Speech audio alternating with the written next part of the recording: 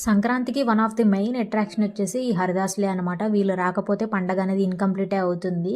వీళ్ళొస్తే ఏంటో పండగ ఆ ఫుల్‌ఫిల్‌నెస్ అనేది ఖచ్చితంగా ఉండే తీరుతుంది. ఆ పండగకి నిండుదనం అనేది వస్తుందనమాట.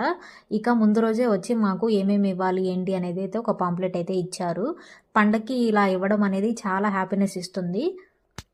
ఇక సంక్రాంతి రోజైతే మేము ఆయనకి ఒక పూటకి సరిపడా భోజనానికి సంబంధించినటువంటి కొన్ని ఐటెమ్స్ అయితే ఇవ్వడానికైతే ప్రిపేర్ చేశాము. అండ్ దాంతో పాటైతే కొంత మనీ అనేది ఇవ్వాలనమాట. మన ఇష్టం ఎంతైనా ఇవ్వచ్చు. 1000, 116, 500, 100 ఇట్లా ఎంతైనా ఇష్టం ఇవ్వచ్చనమాట. ఎవరి స్తోమతకి తగ్గట్టు వాళ్ళు. ఇక హరిదాస్ అయితే రాగానే మేమైతే ఇవ్వడం అయితే స్టార్ట్ చేశాము. అండ్ ఈ హరిదాస్ కూడా అప్డేటెడ్ అనమాట. ఇక నేనైతే వీడియో తీసుకుంటాను అనగానే ఓకే చెప్పేసి ఆయనైతే కోఆపరేట్ చేశారు.